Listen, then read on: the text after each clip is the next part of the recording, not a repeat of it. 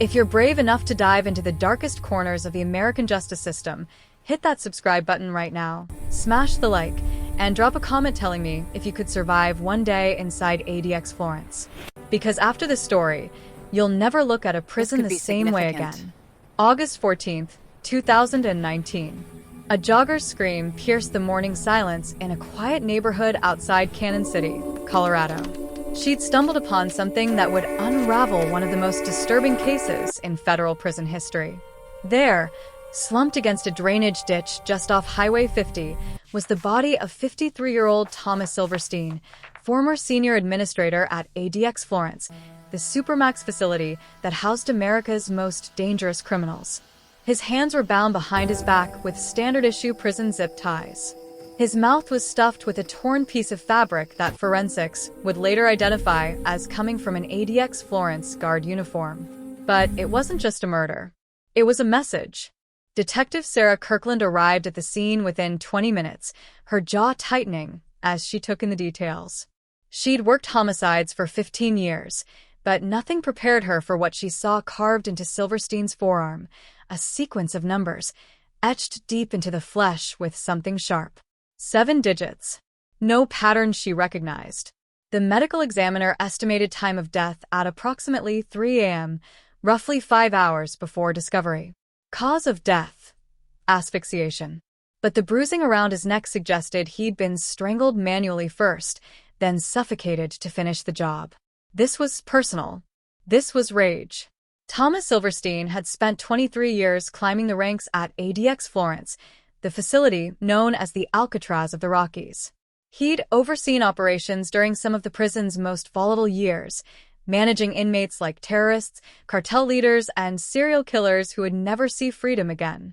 He was respected, feared even, by both staff and inmates.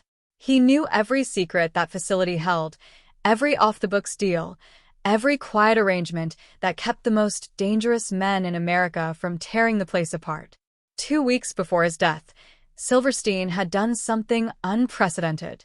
He'd filed a formal complaint with the Department of Justice, claiming he had evidence of systematic corruption within ADX Florence's administrative structure. He referenced financial irregularities, unauthorized communications between staff and inmates, and something he called the protocols, a term that appeared 17 times in his 20-page complaint but was never explicitly defined. The DOJ had scheduled an interview with him for August 16th. He never made it. Detective Kirkland's team began piecing together Silverstein's final days. Security footage from a gas station in Pueblo showed him filling up his truck at 11:45 p.m. on August 13th, less than 4 hours before his estimated time of death. He was alone, checking his phone repeatedly, glancing over his shoulder. The cashier remembered him because he'd paid in cash and asked if the store had a back exit. He looked, in her words, like a man being hunted. Phone records revealed something chilling. In the 72 hours before his death, Silverstein had received 46 calls from a blocked number. He'd answered none of them. He'd also made 3 calls to his attorney, 2 to a journalist named Marcus Webb who specialized in exposing prison corruption, and 1 to his ex-wife, telling her that if anything happened to him, she should look in the storage unit. He gave her the number, 213. The same numbers carved into his arm. When detectives arrived at the storage facility with a warrant, they found Unit 213 padlocked and covered in dust. Inside were 4 boxes of documents. Personnel files on 12 current ADX Florence staff members. Financial records showing wire transfers totaling over $2 million to offshore accounts. Photographs of inmates in what appeared to be unauthorized meetings with civilians, including one shot that made Kirkland's blood run cold, a known hitman for the Sinaloa cartel shaking hands with someone in an ADX administrative uniform, the face obscured but the name tag visible, Deputy Warden Chen. Victor Chen had worked at ADX Florence for 18 years. Clean record. Decorated service. He'd been Silverstein's direct supervisor for the last 6 years. When detectives went to question him at his home that evening, they found his front door wide open, his car still in the driveway, and a half-eaten dinner on the kitchen table. Victor Chen had vanished. His wife was hysterical, claiming he'd gone to check the mail 30 minutes earlier and never came back. His phone was on the kitchen counter, wiped clean of all data. The investigation exploded. FBI joined local authorities. Internal affairs descended on ADX Florence like a plague. Staff members lawyered up. Inmates started talking, offering information in exchange for transfer requests. And slowly, a picture emerged of a prison within a prison, a shadow system where certain inmates, the ones with money and connections on the outside, could buy privileges that shouldn't exist in a Supermax facility. Phone access, visits, even temporary releases disguised as medical transports. All orchestrated through a network of corrupt administrators who'd been operating for years, protected by fear and the knowledge that if they went down, they'd take everyone with them. Silverstein had been the one person brave enough, or foolish enough, to try and stop it. But here's where it gets truly terrifying. When forensic accountants traced those offshore wire transfers, they didn't lead to the expected destinations. Not to the cartel. Not to terrorist organizations. They led to a single shell corporation registered in the Cayman Islands, controlled by a trust that listed one beneficiary. And when they finally cracked through the layers of legal protection, they found a name that made every investigator in the room go silent. But when they opened the locked basement door in Victor Chen's abandoned house, what they found changed everything. The basement of Victor Chen's house smelled like bleach and fear. Detective Kirkland descended the wooden stairs slowly, her flashlight cutting through the darkness, each step creaking under her weight. The FBI's forensic team had already swept the space, but she needed to see it with her own eyes. What they'd found wasn't just evidence. It was a command center. The walls were covered floor to ceiling with maps, surveillance photos, and handwritten notes connected by red string like something out of a conspiracy theorist's nightmare. Except this wasn't theory. Every face on that wall was real. Every name had a file. And in the center of it all, circled in thick black marker, was a photograph of Thomas Silverstein with a single word written beneath it: compromised. But it wasn't Chen's wall of paranoia that made Kirkland's hand shake. It was the laptop they'd found hidden inside a false panel behind the water heater. The hard drive contained encrypted files that took the FBI's cyber unit 3 days to crack.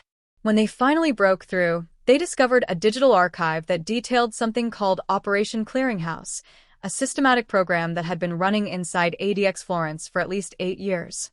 The files revealed a network of 12 staff members, including Chen, who had been facilitating communication between high-value inmates and their organizations on the outside. But they weren't doing it for money alone. They were doing it for the government. Agent Marcus Reeves from the FBI's Organized Crime Division delivered the briefing to a room full of stunned investigators. The program had started as an off-the-books intelligence operation, using ADX Florence inmates as assets to gather information on international criminal networks. The theory was simple: keep the most dangerous criminals in the world locked up, but give them controlled access to their organizations in exchange for intelligence. Phone calls, messages, visits, all monitored, all recorded, all feeding into a massive surveillance apparatus designed to track global crime syndicates from the inside. Except somewhere along the way, the program had gone rogue. The staff members running it had realized they were sitting on a gold mine. They had access to the world's most powerful criminals, complete control over their communications, and virtually no oversight. So they'd started playing both sides, feeding intelligence to the government while simultaneously running their own operations, facilitating escapes of information that shouldn't leave those walls, arranging deals that benefited everyone except justice itself. Thomas Silverstein had discovered the program 6 months before his death. He'd stumbled onto it while auditing financial records and had spent weeks piecing together the scope of the operation. The numbers carved into his arm, the ones matching his storage unit, weren't random. They were a code, a reference to Protocol 213, the internal designation for the most classified aspect of Operation Clearinghouse. The part that detailed which inmates were actually government assets, which ones were being exploited by corrupt staff, and which ones had been promised things that could never be delivered. The name that had appeared as the beneficiary of that Cayman Islands trust? It belonged to a woman named Dr. Elizabeth Wardlow, former chief psychologist at ADX Florence, who had retired mysteriously in 2017. When federal agents tracked her down in a luxury condo in Grand Cayman, she was cooperative, almost relieved. She told them everything. Wardlow had been the architect of Operation Clearinghouse. She'd pitched it to a classified oversight committee within the Department of Justice as a revolutionary approach to intelligence gathering. For the first 3 years, it had worked beautifully, generating actionable intelligence that led to dozens of arrests and disrupted operations across multiple continents. But the staff she'd recruited to run the program had proven too tempting to the wrong kind of ambition. Victor Chen had been her most trusted deputy, the one she believed would maintain the integrity of the operation. Instead, he'd turned it into something monstrous. When Wardlow had realized what was happening, she'd tried to shut it down. That's when the threat started. Anonymous messages. Photos of her grandchildren at school. A dead rat left on her doorstep with its throat cut. She'd taken the money she'd already earned from the program, legally she insisted, and disappeared to the Caribbean, hoping distance would keep her alive. She claimed she'd tried to warn people, tried to send anonymous tips to oversight agencies, but no one believed her. Or worse, someone had buried her warnings. Thomas Silverstein had been the first person in a position of authority to take the evidence seriously. And it had gotten him killed. But the question that haunted Kirkland kept her awake every night. Who actually murdered him? Chen was missing, possibly dead himself, disappeared by the same forces he'd helped create. The 12 staff members identified in the files had all been arrested, but every single one of them had airtight alibis for the night of August 13th. They'd all been at work, visible on security cameras, accounted for during their shifts. None of them could have physically killed Silverstein. The answer came from the most unlikely source. 3 weeks into the investigation, an inmate at ADX Florence requested a private meeting with federal investigators. His name was Dmitry Volkov, a former Russian intelligence officer serving life for espionage and 3 counts of murder. He was one of the inmates listed in Protocol 213 as a government asset. He'd been feeding information about Russian organized crime to handlers for 5 years. Volkov sat across from Kirkland and Agent Reeves in a secure interview room, his hands cuffed to the table, a slight smile on his weathered face. He spoke perfect English with barely a trace of accent. He told them that Silverstein's death had been ordered by someone inside the program, someone who had too much to lose if the corruption was exposed. But it wasn't one of the corrupt staff members. It was someone higher up the chain, someone who had authorized Operation Clearinghouse in the first place and couldn't afford for it to become public knowledge. He gave them a name. Assistant Director James Halloran, Department of Justice, Criminal Division. The man who had greenlit the program, who had protected it from oversight, and who had personally signed off on the financial arrangements that had allowed millions of dollars to flow through the operation. Halloran had been in Washington, D.C. the night of the murder, attending a charity gala with 300 witnesses. But Volkov explained something that made Kirkland's stomach turn. Halloran didn't need to be there. He had access to something far more valuable, a list of inmates who owed him favors, who had family members on the outside, who could arrange anything for the right price. Silverstein had been killed by a professional, someone with no connection to the prison system, someone hired through a series of intermediaries that would take months to trace. And Volkov knew this, because Halloran had used the same method to eliminate 2 other people who'd gotten too close to the truth. Both deaths ruled accidents, both investigated and closed within weeks. Agent Reeves asked the obvious question. Why was Volkov telling them this? What did he have to gain? The Russian leaned back in his chair, his smile widening. He said he was tired of being a pawn in someone else's game, tired of watching corrupt men profit while he rotted in a cell. But more importantly, he wanted a transfer. Not to another prison. To witness protection of a new identity, a chance at something resembling life. And in exchange, he'd give them everything. Names, dates, recorded conversations he'd secretly kept as insurance. Enough to bring down not just Halloran, but the entire network that had allowed Operation Clearinghouse to exist. Kirkland wanted to believe him. She wanted this to be the break that solved everything. But something in Volkov's eyes bothered her, a calculating coldness that suggested he was always 3 moves ahead. As they were preparing to end the interview, to take his information and verify it, Volkov leaned forward and said something that changed the entire trajectory of the investigation. He told them that Victor Chen wasn't missing. He was in protective custody, hidden by Halloran, being used as leverage to keep the other corrupt staff members quiet. And Halloran was planning to eliminate Chen within 48 hours, stage it as a suicide, close the investigation by blaming everything on a dead man. If they wanted to save Chen and get the truth, they had less than 2 days. But when they raided the safe house location Volkov provided, the nightmare truly began. The safe house was a nondescript ranch property 40 miles outside Denver, buried in the kind of rural emptiness where neighbors minded their business and gunshots could be mistaken for hunting. FBI tactical teams surrounded the property at dawn, thermal imaging showing 2 heat signatures inside.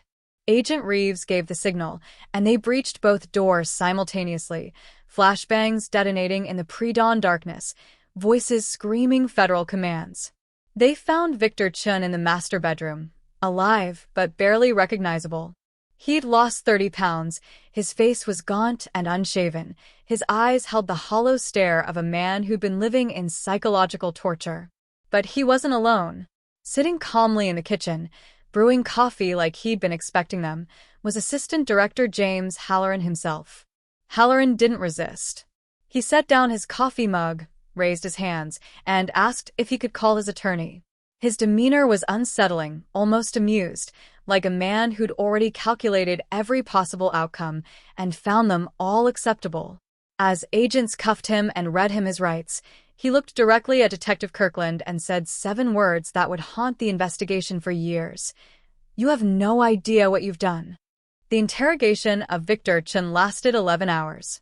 He was physically weak, but mentally sharp, and once he started talking, the floodgates opened. He confirmed everything in the encrypted files and added details that made the corruption even darker. Operation Clearinghouse hadn't just been about intelligence gathering or criminal profiteering. It had evolved into something far more sinister, a blackmail engine. Chen explained that once they had inmates talking, once they had recordings of confessions and admissions that could destroy criminal organizations worldwide, they realized they were sitting on unlimited leverage. They'd started reaching out to those organizations, offering to keep certain information buried in exchange for payments. Drug cartels, terrorist cells, international crime syndicates, all paying monthly fees to ensure their secrets stayed locked inside ADX Florence. The operation had generated over $30 million in 7 years, money that had been split among the conspirators and filtered through dozens of shell companies. Thomas Silverstein had discovered the payment ledgers during a routine audit. When he'd confronted Chen privately, offering him a chance to cooperate and reduce his sentence, Chen had panicked and gone straight to Halloran. That's when the decision had been made to eliminate Silverstein before his scheduled DOJ interview. Halloran had used his connections to contract the killing through a former Spetsnaz operative living in the United States under a false identity, someone with no traceable connection to the prison system or the Justice Department. But Chen's most devastating revelation came near the end of a statement.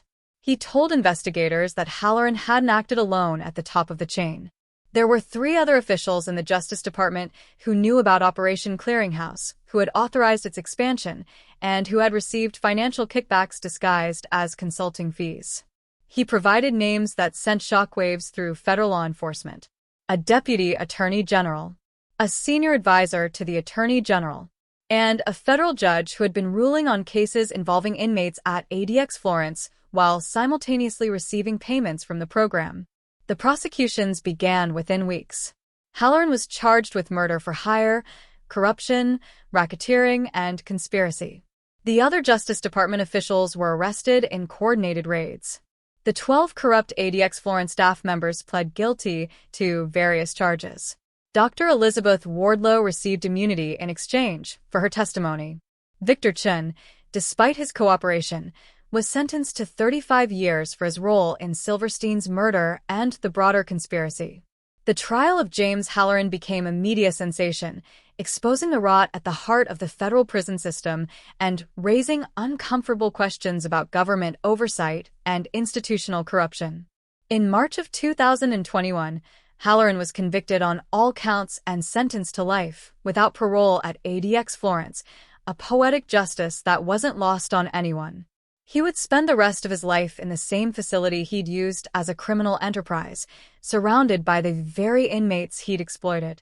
Detective Sarah Kirkland testified at the trial, walking the jury through the investigation step by step, from that morning when a jogger found Thomas Silverstein's body to the moment they breached the safe house. She'd spent 18 months of her life on this case, and watching Halloran led away in shackles should have brought closure. But something still bothered her, a nagging detail that didn't quite fit. It was Dmitry Volkov, the Russian inmate who'd provided the crucial information about Halloran's location and plans. His testimony had been instrumental in the conviction, and in exchange, he'd received his transfer to a minimum security facility and a significantly reduced sentence. He'd be eligible for parole in 7 years. For a man serving life for espionage and murder, it was an extraordinary deal. 6 months after Halloran's conviction, Kirkland was reviewing old case files when she noticed something in the timeline that made her pause. She pulled up Volkov's phone logs from ADX Florence, the monitored calls he'd been allowed to make as part of his cooperation agreement. In the 3 months before Silverstein's death, Volkov had made 17 calls to a number registered to a telecommunications company in Moscow. The calls had been flagged as intelligence-related and approved by his handlers. Standard procedure. But Kirkland ran a deeper analysis on the number. It belonged to a front company that had been identified in unrelated investigations as a cutout used by Russian intelligence to communicate with assets worldwide. She cross-referenced the dates of Volkov's calls with other events in the timeline. One call had been made 2 days before Silverstein filed his DOJ complaint. Another had been made the day before Silverstein's murder. A third had been made the morning Victor, Chen, disappeared. The pattern was impossible to ignore. Kirkland brought her findings to Agent Reeves, and together they began to piece together an alternative narrative, one that was almost too dark to believe. What if Volkov hadn't been helping them solve the case? What if he'd been orchestrating it from the beginning? The theory went like this. Russian intelligence had learned about Operation Clearinghouse years earlier, possibly through Volkov's own intelligence gathering inside ADX Florence. They'd recognized it as an opportunity not just to gather intelligence, but to destabilize American law enforcement by exposing massive corruption at the highest levels. They'd encouraged Volkov to cooperate with the program, to become a trusted asset, all while feeding information back to Moscow. When Silverstein had stumbled onto the conspiracy, Russian intelligence had seen their chance to weaponize it. They'd used their own networks to arrange Silverstein's murder, knowing it would trigger an investigation that would eventually expose the entire operation. They'd fed Volkov the information he needed to guide investigators toward Halloran, ensuring maximum damage to the Justice Department's credibility. And in the chaos that followed, Volkov had negotiated his own freedom, transforming from a convicted spy into a cooperating witness, all while remaining a Russian intelligence asset. Reeves and Kirkland took their theory to the FBI's counterintelligence division. The response was immediate and chilling. They were told, in no uncertain terms, to drop the investigation. Volkov's cooperation agreement was sacrosanct, protected by classified national security considerations they weren't cleared to know about. The case was closed. The convictions were solid. Further investigation would only undermine public confidence in an already devastating scandal. Kirkland pushed back, argued that they couldn't let a Russian spy manipulate the American justice system and walk away with a reduced sentence. The answer she received was blunt. Sometimes justice isn't about what's right or wrong. Sometimes it's about what you can prove, what you can afford to expose, and what secrets need to stay buried to prevent something worse. She never officially pursued the Volkov angle again. But she never stopped thinking about it either. On a cold morning in November 2022, Detective Sarah Kirkland received an envelope at her office. No return address. Inside was a single photograph, printed on glossy paper. It showed Dmitry Volkov sitting at an outdoor cafe in what appeared to be Eastern Europe, smiling at the camera, a newspaper visible on the table beside him. The date on the newspaper was from 3 days earlier. He was supposed to be in a federal facility in Pennsylvania. Paper-clipped to the photo was a handwritten note in neat, precise English. The protocol continues. Those who seek the truth rarely survive it. Thank you for playing your part. DV. Kirkland never told anyone about the photograph. She locked it in her personal safe at home, a reminder that some cases never really close, some criminals never really lose, and sometimes the people you think you've caught were the ones hunting you all along. ADX Florence still stands in the Colorado mountains, still housing America's most dangerous criminals. New administrators run the facility now, with enhanced oversight and reformed protocols. But sometimes, late at night, when the guards walk the silent corridors past cells holding terrorists and killers and spies, they wonder what secrets those walls still keep, what deals are still being made in whispers and code, and whether the monster they think they've caged is really the one pulling the strings. Thomas Silverstein's family received a settlement from the federal government, a substantial sum that came with a non-disclosure agreement they never signed. His storage unit was emptied and its contents sealed in a classified archive. His grave in a quiet Colorado cemetery bears a simple inscription: "He tried to do the right thing." Sometimes, that's the most dangerous thing you can do. And somewhere in a city, whose name doesn't matter, Dmitry Volkov sits in a comfortable apartment, watching news reports about American politics and criminal justice reform, and he smiles. Because he knows what the investigators never figured out, what even Russian intelligence didn't fully understand until it was over. Operation Clearinghouse wasn't corrupted by greed or ambition. It was designed from the very beginning to fail spectacularly, to expose itself, to burn down trust in American institutions from the inside out. And Thomas Silverstein, brave, foolish Thomas Silverstein, had been the perfect match to light that fire. The protocol never ended. It just evolved. And the next chapter is already being written in facilities and offices and encrypted communications across the country by people who learned from ADX Florence that the best way to destroy a system isn't to attack it from outside. It's to make it destroy itself.